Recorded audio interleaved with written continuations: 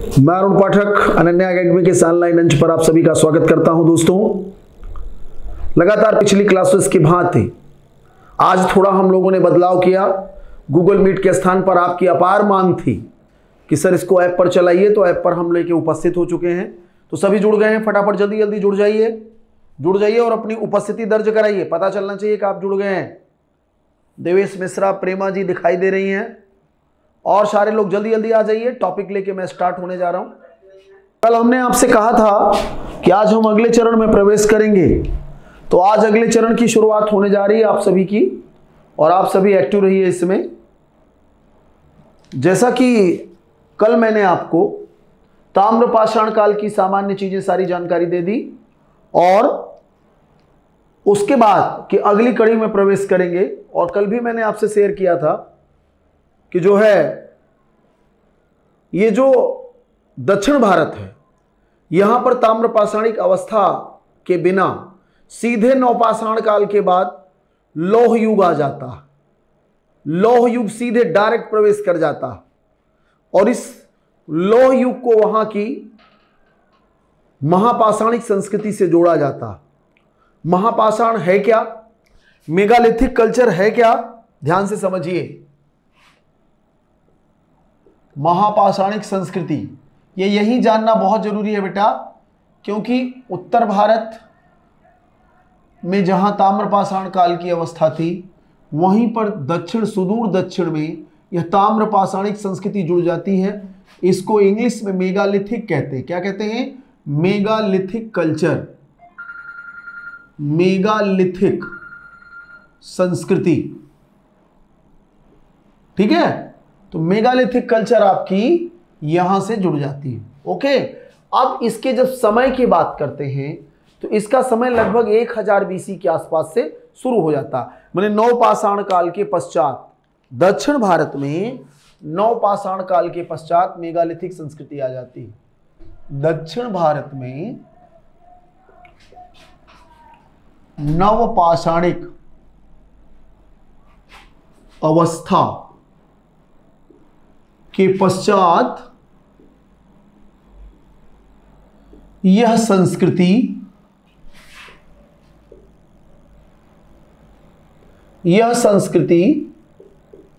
सीधे लौह युग से जुड़ जाती है। ठीक है, और इन संस्कृतियों की खोज का श्रेय, जब मैं इन संस्कृतियों की खोज का श्रेय की बात करता हूं बेटा, तो ध्यान से समझिए, इसकी खोज बीडी कृष्णास्वामी के नेतृत्व में की गई। इसके खोजकर्ता बीडी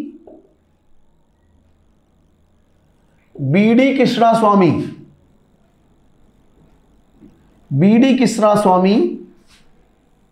इसके माने इन्हीं के नेतृत्व में खोज किया गया, के नेतृत्व में यह कार्य संपन्न हुआ। अब ये है क्या? ये महापाषाणिक है क्या बेटा? महापाषाणिक एक्चुअल में ये उनकी कब्रें हैं। जो ये कब्र हैं, ये अपनी कब्रों के कारण बड़ी विशिष्टता प्राप्त कर ली है। शुरू में इनकी कब्रें सिर्फ दक्षिण भारत में दिखाई देती हैं, बाद में इनके लक्षण पूरे उत्तर भारत में दिखाई देते, कश्मीर तक इनके साक्ष्य प्राप्त हुए हैं। तो इन्हीं चीजों की चर्चा आप सभी से करनी है। तो दोस्तों ध्यान से समझिए, अब महापाषाणिक संस्कृति में है क्या? तो यह लोग अपने मृतकों को विशिष्ट प्रकार की कब्रों में दफनाते थे, और ये कब्रें बड़े बड़े पाषाण खंडों से बनाते थे। जब अपने पाषाण खंडों का प्रयोग करते थे तो बड़ा बड़ा बोल्डर होता था, इसीलिए इसका नाम मेगालिथिक कल्चर पड़ा, है ना। इस संस्कृति के लोग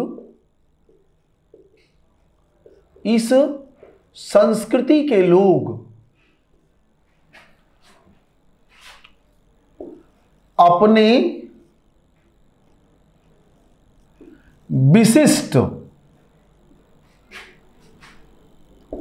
अपनी विशिष्ट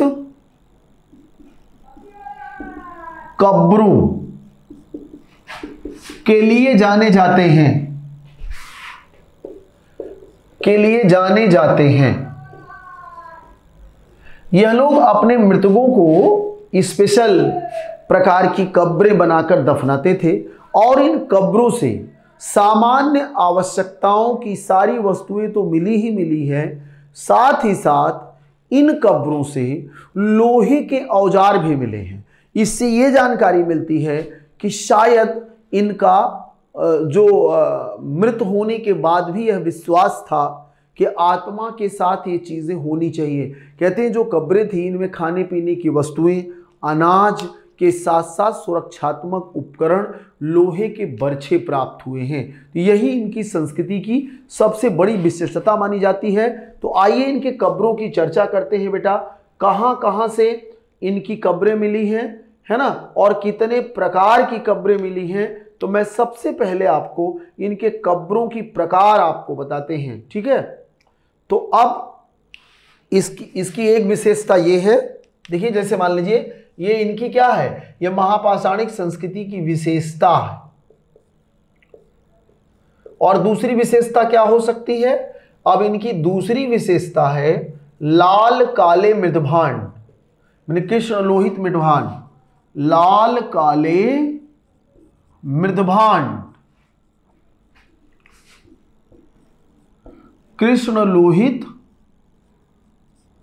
मृदभांड, इनकी विशिष्ट विशेषताएं हैं, है ना।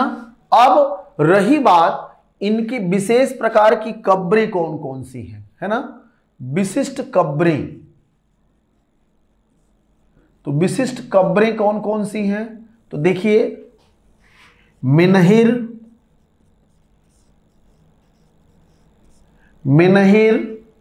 पिट सर्किल, ठीक है, मेनहिर है, डॉलमेन है, मेनहिर को ही वहां की भाषा में नडकुल कहते हैं, नडकुल, डॉलमेन, है ना, संगोरा, संगोरा क्या होती है धीरे से समझ जाइएगा आप सभी लोग, है ना, संगोरा या बृहत वृत्त समाधियां, फिर छाता समाधियां,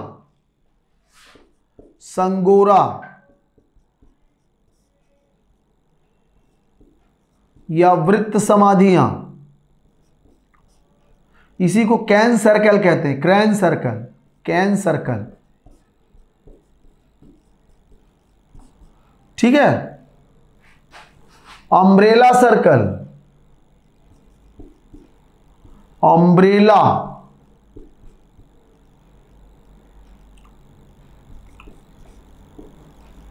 है ना। तो ये सारी की सारी बेटा क्या है, ये सारी की सारी ये प्रकार हैं। अब मेनहिर कैसे बना, डॉलमेन कैसे बनाए जाते थे, तो देखिए बेटा जब मेनहिर की बात करते हैं, ये ग्रेनाइट पत्थरों से निर्मित एकास्मक पत्थर है। एकास्मक पत्थर माने खंड तोड़े नहीं गए, माने जैसे कब्र है, मान लीजिए कब्र है, गड्ढे में खोदा गया और इसके बगल बगल पत्थर के बड़े बड़े बोल्डर लगा दिए गए और उसके ऊपर ढक दिया गया। और ये जो पत्थर थे एकास्मक थे। पत्थर कैसे थे, एकास्मक पत्थर, अर्थात ये टुकड़े में नहीं जोड़े गए थे, है ना। और ये पत्थर किसके बने थे, ग्रेनाइट के। तो ये ग्रेनाइट पत्थर हैं, ग्रेनाइट पत्थर, और एक एक खंड ऊंचा ऊंचा लगाकर उसी के ऊपर से ढक्कन टाइप का लगा दिया। डॉलमेन मानी जमीन के अंदर से गाड़ करके बनाए गए। और जो बेटा डॉलमेन है, डॉलमेन जो डॉलमेन है, डॉलमेन पर क्या किया गया, जमीन के ऊपर कब्र बनाई गई। ये तो थोड़ा सा गड्ढा जमीन के अंदर, इसमें गड्ढा पिट सर्किल टाइप का बनाया गया, नीचे गड्ढा बनाकर फिर उसमें गाड़ा गया पत्थर। और यहां डॉलमेन में जमीन के ऊपर, जमीन के ऊपर पत्थरों को गाड़कर समाधि बनाई गई, ठीक है। संगोरा, ये गोली, ये देखो ये अंडाकार हो सकती है, चौकोर हो सकती है, और जो एकदम गड्ढे में गोलाकार बनाया गया, यहां पर भी ऐसे ऐसे, है ना, एकदम वृत्त, संगोरा माने वृत्त, एकदम गोलाकार।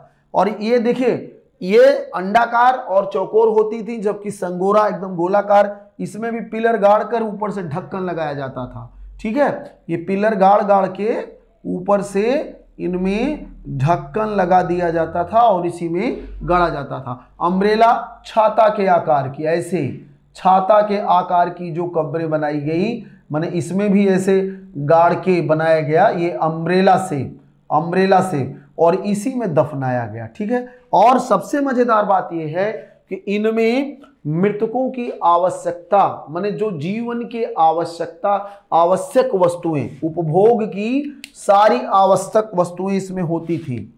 उपभोग माने इन कब्रों की खास बात यही थी, उपभोग की समस्त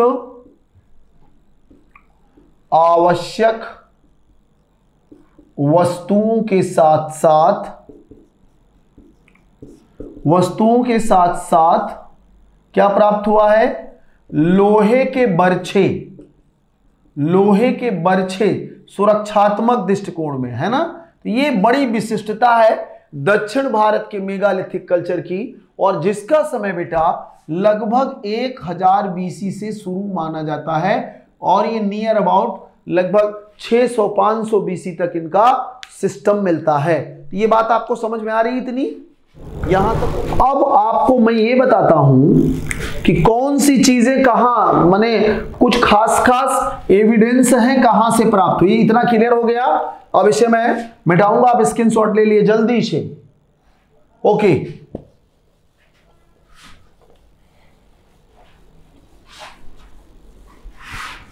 तो देखिए बेटा, इस प्रकार से जब आप देखेंगे तो इससे आपका धीरे धीरे विकास होने लगेगा।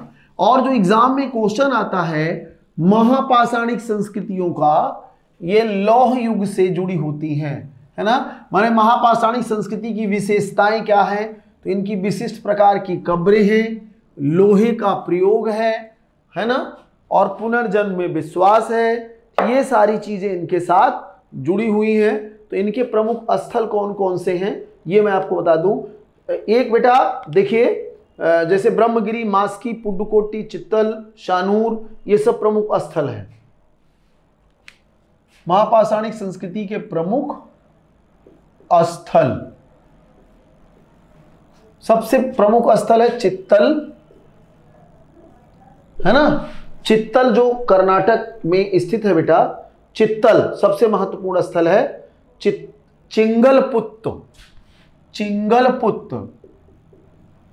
चिंगलपुत्त इसका सबसे प्रमुख स्थल है। यहां से तीनों टाइप की कब्रों के साक्ष्य मिले हैं, तीनों टाइप के कब्रों के साक्ष्य मिले हैं, जैसे डॉलमेन, संगोरा, कलश समाधान। डॉलमेन,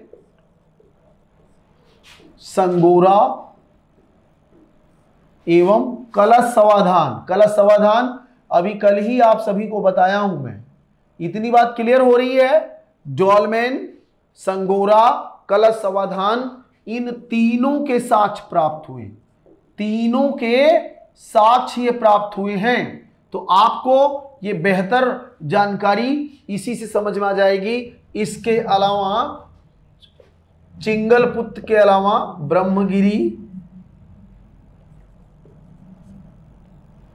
ब्रह्मगिरी से भी इसके साक्ष्य मिले हैं कॉमनली। और देखिए, और इसके अलावा पुदुकोट्टई, मास्की,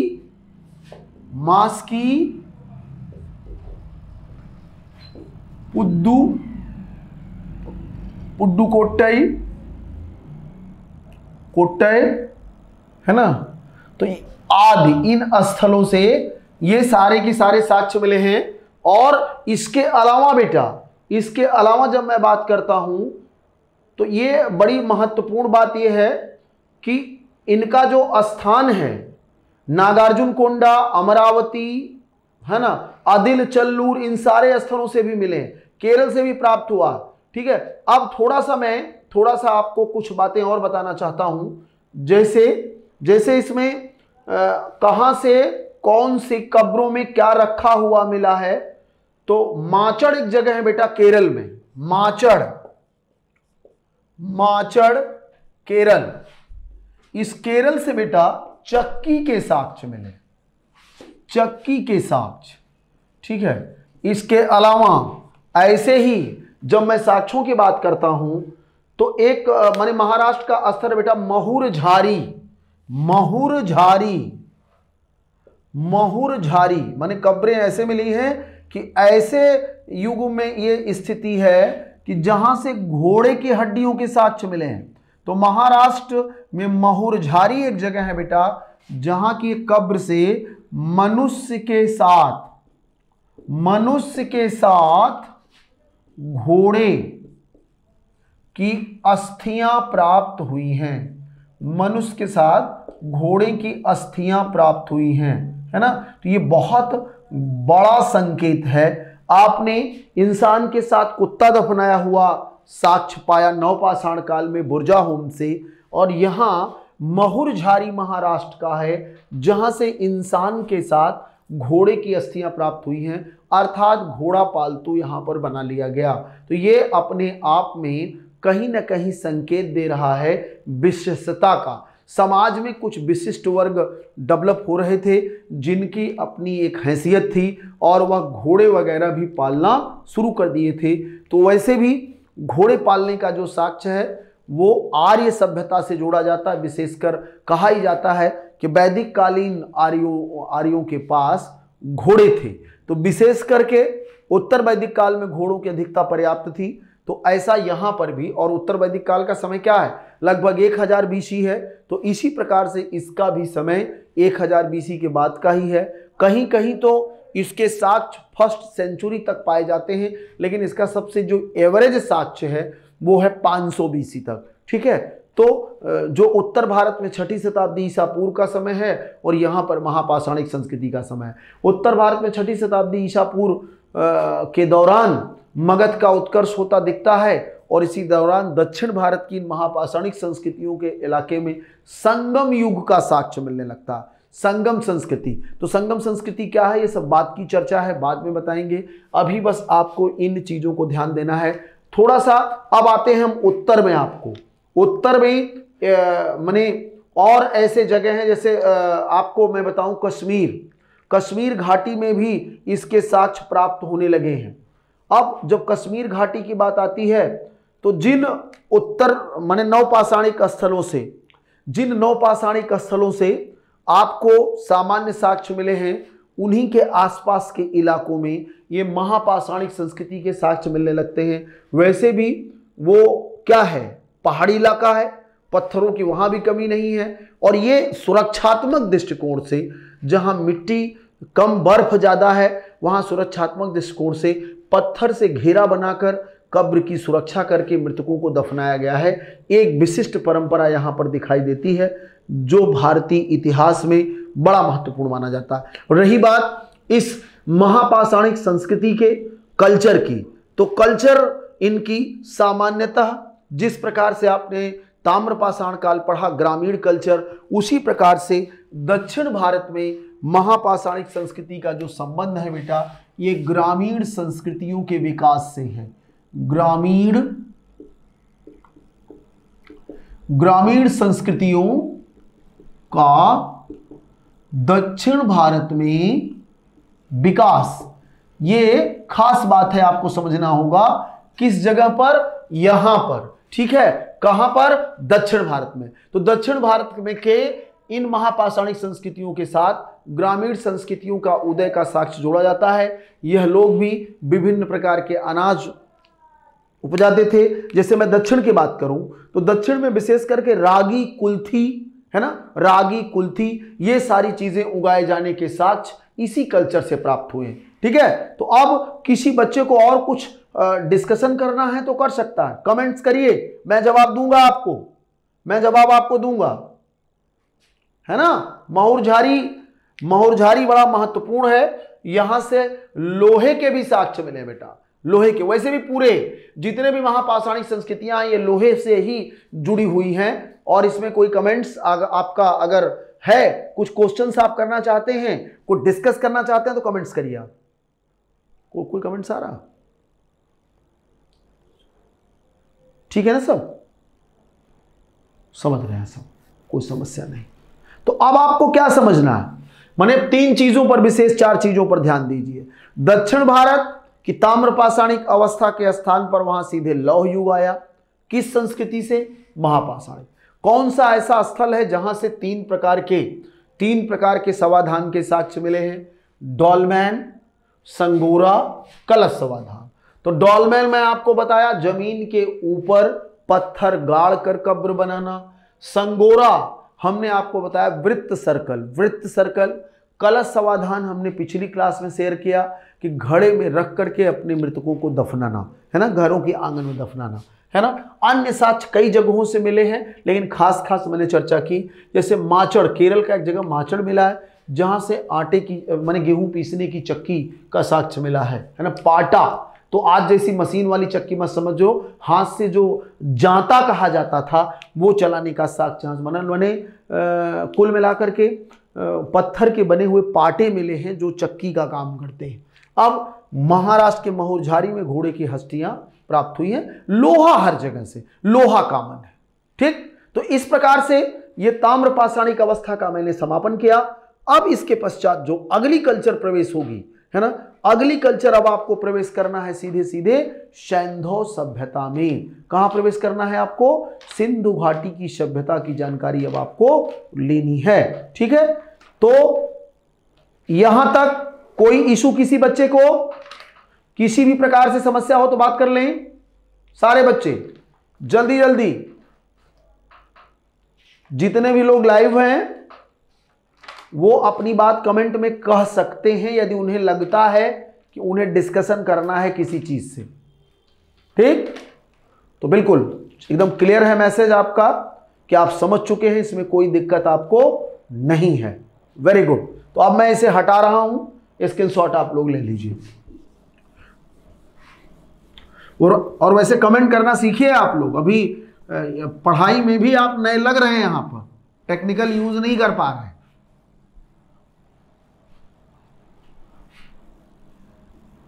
आइए, तो अब सैंधव सभ्यता की यहां बात होगी बेटा।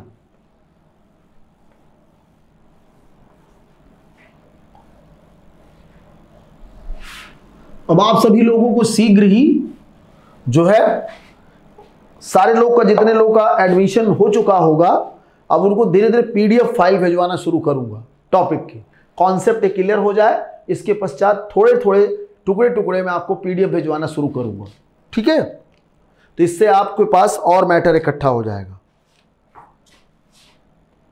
सैंधव सभ्यता, तो ध्यान से समझना है आपको, बहुत महत्वपूर्ण सभ्यता है। सैंधव सभ्यता कहो या इसी को क्या कहते हैं बेटा? सिंधु घाटी की सभ्यता। सिंधु घाटी की सभ्यता। अब इसके ढेर सारे नाम हैं, इसके कई नाम हैं, उनकी भी मैं चर्चा करूंगा। अन्य नाम, इसके अन्य नाम में जब मैं आता हूं तो इसका सबसे प्रारंभिक नाम है हड़प्पा। हड़प्पा सभ्यता क्यों कहते हैं बता रहा हूं, शेयर करता हूं। इसके अलावा इसे भारत की कांस्य युगीन सभ्यता कहते हैं। भारत की कांस्य युगीन, ब्रोंज एरा,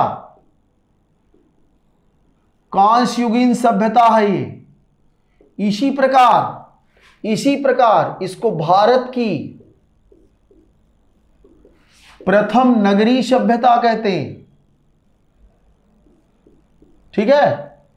और इसे वर्तमान नाम में एनसीईआरटी की पुस्तकों में देखोगे तो इसको कहते हैं सरस्वती, पुरानी सरस्वती नदी, सरस्वती घग्गर सभ्यता कहते हैं इसे। क्या कहते हैं? सरस्वती घग्गर सभ्यता। क्यों कहते हैं, क्या इसके रीजन है, क्या इसका आधार है, सब बताता हूं।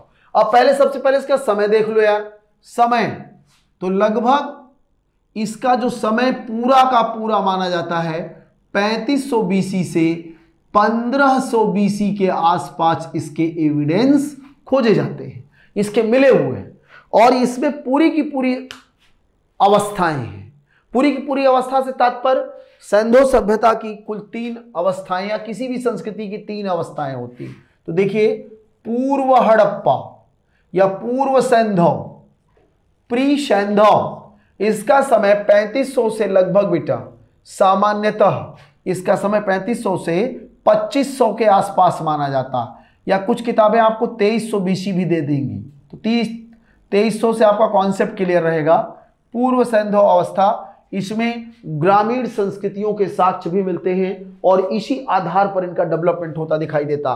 दूसरी अवस्था है ना परिपक्व अवस्था, माने मेच्योर, परिपक्व सैंधव, परिपक्व सैंधव अवस्था,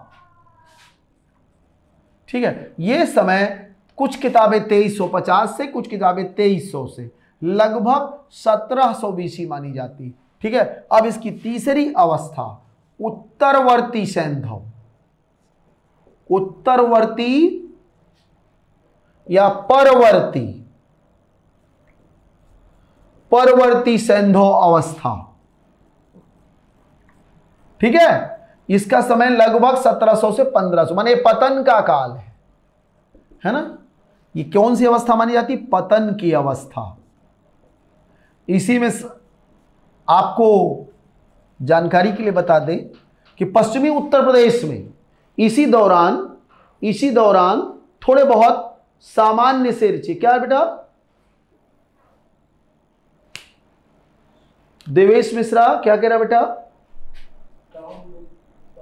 सदी की सभ्यता में व्यस्त के पैर कट करते दफनाया जाता। हाँ बिल्कुल, कल बताया था बेटा।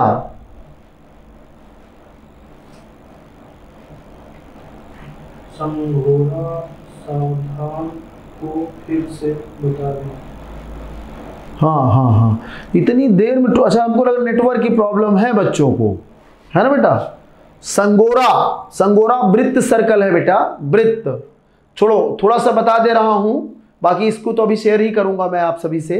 संगोरा बेटा गोले में बना हुआ वृत्त सर्कल, उसी को क्रेन सर्कल बोलते हैं। केन सर्कल माने जो गोलाकार कब्र हो, है ना, गोलाकार गड्ढा खोद करके उसमें दफनाया गया हो और फिर पत्थर के टुकड़े गाड़ करके उसकी सुरक्षा करके ऊपर से ढक्कन लगाया गया हो, वो संगोरा कहलाता है, ठीक है। विपुल कौन पूछा था? शिवा सिंह पूछा था, तो चले हो गया। अच्छा, विपुल तिवारी गूगल मीट अच्छा है भैया, बहुत से लोगों ने उसका विरोध कर दिया, इसीलिए इस पर आना पड़ा। और पहली चीज, दूसरी चीज, इस पर वीडियो रिकॉर्ड भी आपको मिल जाएगा, है ना। आप इसको दोबारा भी देख सकते हैं इस लिंक को खोलकर। जो हमारे साथ जुड़ गया बेटा, जिसका एडमिशन हो गया, ये वीडियो के रूप में सेव हो जाएगा और आप जब चाहेंगे तब इसे दोबारा देख सकते हैं। ये इसका सबसे बेनिफिट है ना। तो आदत डालिए, अच्छा लगने लगेगा। अब कहाँ चल रही बेटा? और पॉलिटी की क्लास आपकी चल रही है इस पर गूगल मीट पर? मधु, हाँ बेटा, तो मधु बताइए पॉलिटी की क्लास किस पर चल रही है?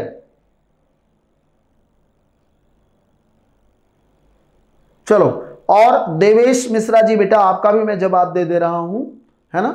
तो क्या होता था कि जो बड़े लोग होते थे, अब घड़ेमपुरा आएंगे नहीं, तो उनके पैर को मोड़कर और कहीं कहीं पैर को अलग कर, उसे कहते काट कर अलग कर दिया जाता है, क्योंकि उतना एक साथ लंबाई में घड़े में लोग नहीं आएंगे, ठीक है भैया।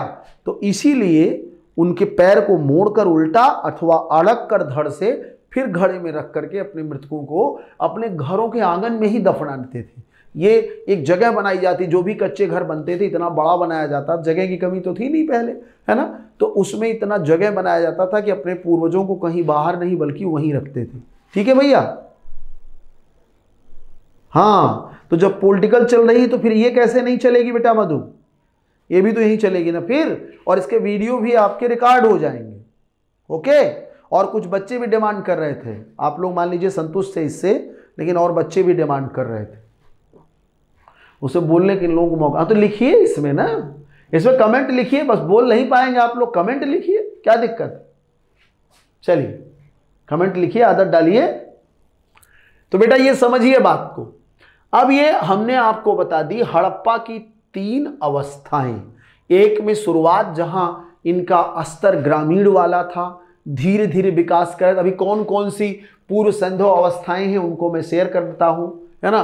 फिर परिपक्व सैंधव अवस्था के तो पूरे के पूरे बड़े बड़े सिटी हैं, है ना, हड़प्पा, मोहनजोदड़ो, लोथल, कालीबंगा, राखीगढ़ी, ये सब बड़े बड़े स्थल हैं। धौलावीरा, उनकी मैं चर्चा करूंगा। फिर उत्तरवर्ती या परवर्ती अवस्था में इनके पतन के संकेत हैं। इनके स्थान पर ग्रामीण संस्कृतियों का धीरे धीरे उदय होता है और उन्हीं संस्कृतियों की रेंज में फिर डेवलप होती है आर्य संस्कृति। तो फिलहाल 1 बाय 1 हम शेयर करेंगे। अभी जो हमारे पास टारगेट है, सबसे पहले इसका ये नाम क्यों पड़ा, इसकी मैं बात करूंगा।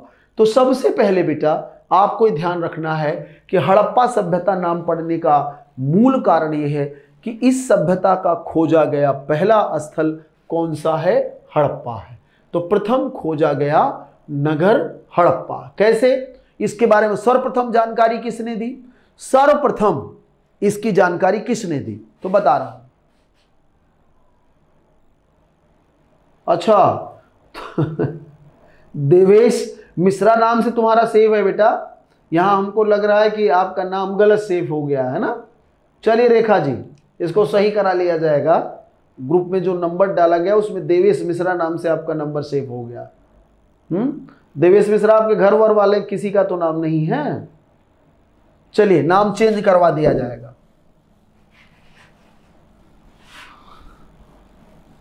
तो चलिए अब इसके नाम का आधार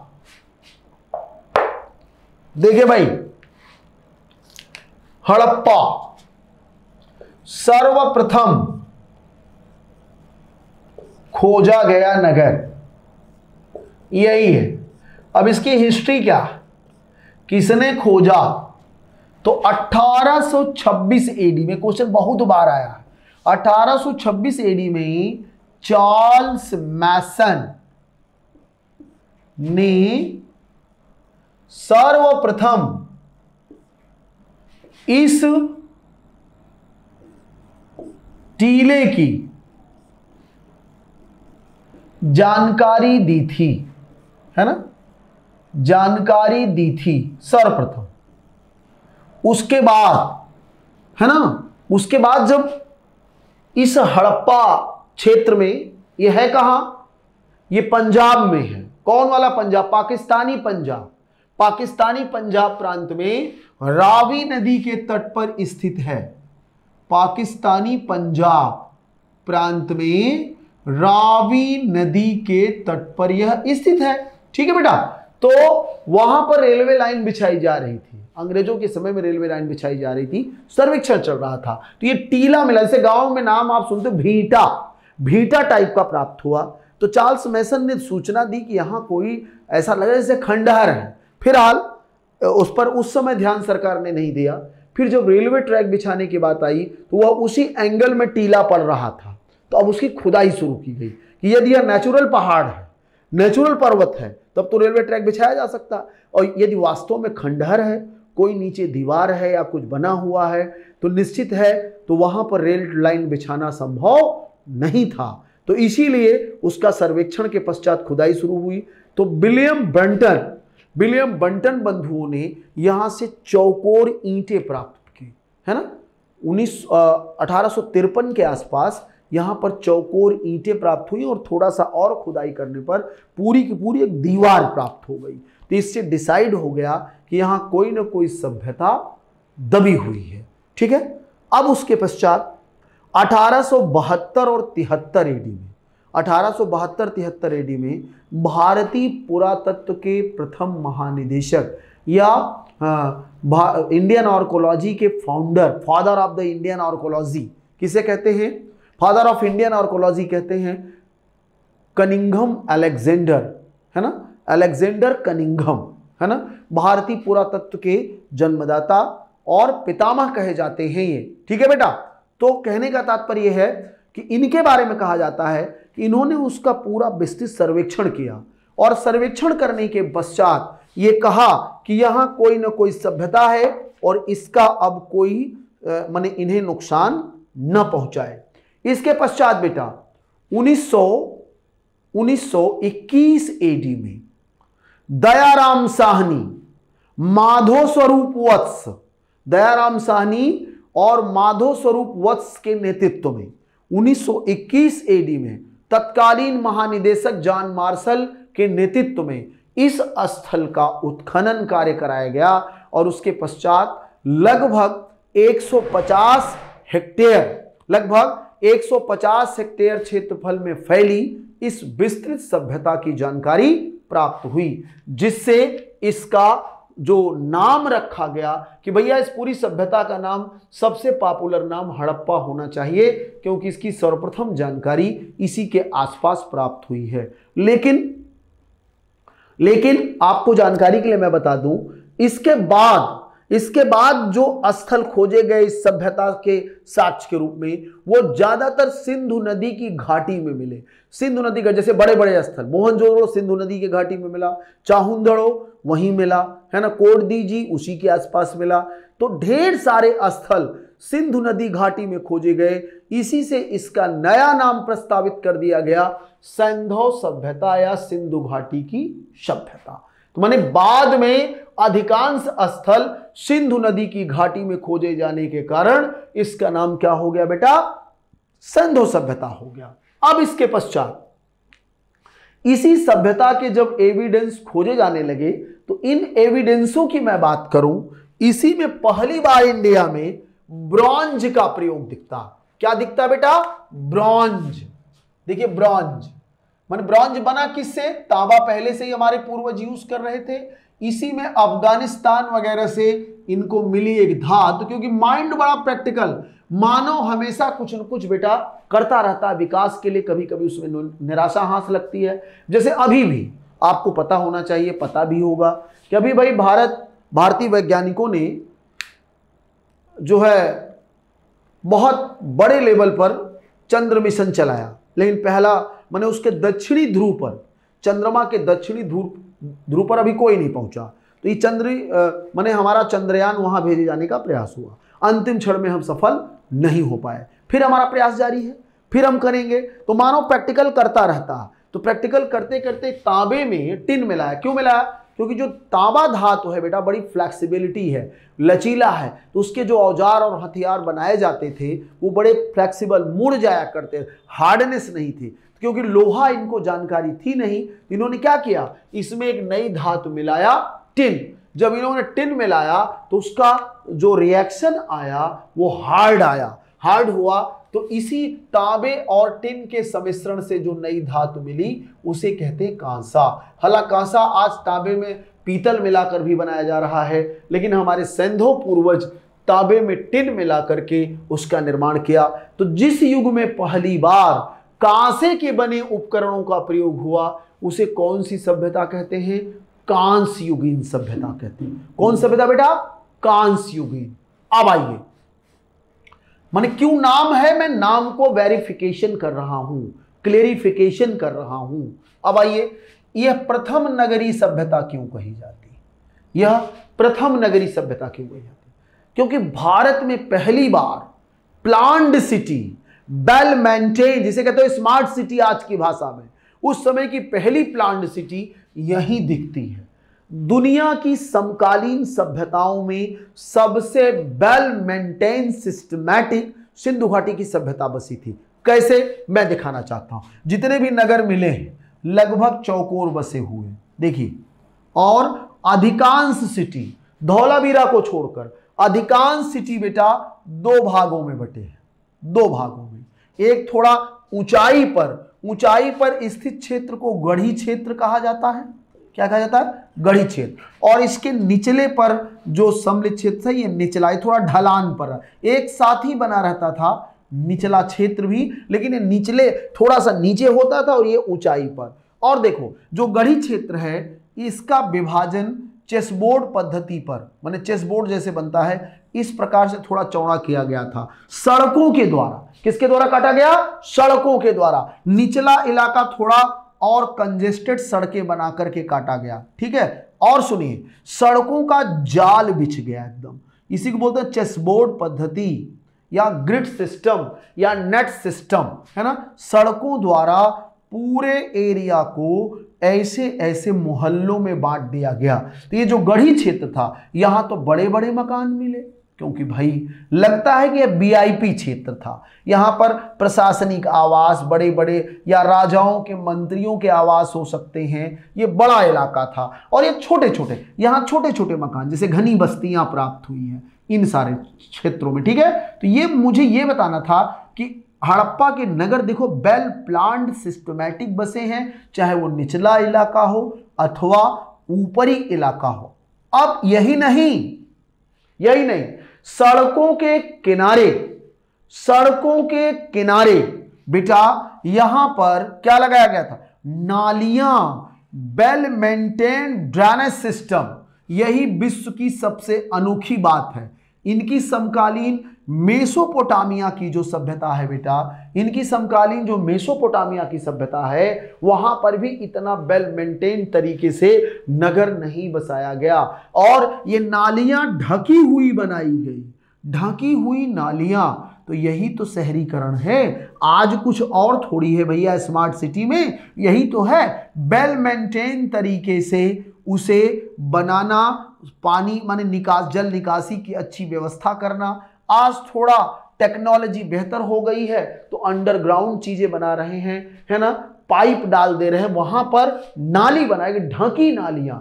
यहां तक कि कई स्थल तो ऐसे मिले हैं जहां पकी हुई मिट्टी की नालियां बनाई गई। जैसे आज जैसा पाइप की व्यवस्था नहीं रही होगी, है ना, तो पकी हुई मिट्टी की नाली बनाकर वहां डाल, माने ढकी नालियों का कॉन्सेप्ट वहां पर भी था। ये बड़ी बात है, ये बड़ा इफेक्ट है, इसीलिए इसको कहते हैं भारत की प्रथम नगरीय सभ्यता। पूरी दुनिया में उस समय इस टाइप का कोई सिस्टम नहीं मिलता। तो कहते हैं कि हड़प्पा अपनी समकालीन सभ्यताओं में सर्वाधिक नगरीकृत थी और इसी से विदेशियों को जालस होती है। वो यहां तक बताने लगते हैं कि भारत की सभ्यता ही नहीं है बल्कि सुमेरिया के लोगों ने इसका निर्माण किया। फिलहाल इस सभ्यता की कैसे उत्पत्ति हुई वो मैं अभी डिस्कस करूंगा। कुछ विद्वान कहते हैं कि भाई विदेशी उत्पत्ति का मत है, कुछ कहते हैं देसी उत्पत्ति का, कुछ कहते हैं ग्रामीण संस्कृतियों का ये विस्तार है। तो ये सारी की सारी चीजें हैं जो आपको धीरे धीरे समझ में आ जाएंगी। अब इसका क्या है? इसका सरस्वती घग्गर सभ्यता। वर्तमान में एनसीईआरटी की शोध टीम द्वारा इसको नया नाम सरस्वती घग्गर सभ्यता देने का प्रयास किया गया है। और ये क्यों ना हो, क्योंकि जानकारी जो नए शोध आए हैं बेटा, ये जानकारी मिली है कि सरस्वती घाटी में जो पुरानी सरस्वती नदी आज जो समाप्त हो गई है, भट गई है, उसमें अतिक्रमण हो गया, सब खत्म हो गया। तो सरस्वती जो नदी है बेटा, सरस्वती नदी के किनारे बस्ती बसे होने का साक्ष्य पूर्णतः प्राप्त हुआ और वो 5000 साल बीसी पुराना है। और उसके पश्चात सिंधु सभ्यता के साक्ष्य, उसी से जुड़ती हुई सभ्यता। कहते हैं कि सरस्वती नदी जब सूख गई तो उसकी एक धारा आज घग्गर के रूप में हरियाणा टू राजस्थान की ओर बहती है। तो उसमें भी सिंधु सभ्यता के साक्ष्य मिले हैं। वैसे भी घग्गर हाकरा के बारे में भी जोड़ा जाता है कि यहां से भी प्राचीन सभ्यता के साक्ष्य मिले हैं। तो क्योंकि इसके अधिकांश नगर प्राचीन सरस्वती नदी और वर्तमान घग्गर नदी के इलाके में प्राप्त हुए हैं, यहां तक कहा जाता है कि आजादी के पश्चात लगभग 1500 नए स्थल खोजे गए, जिनमें से 975 स्थल इन्हीं दोनों नदियों की घाटियों में खोजे गए। इसीलिए इसका नया नाम बेटा क्या प्रस्तावित है? सरस्वती घग्गर सभ्यता। तो कंफर्म हो गया।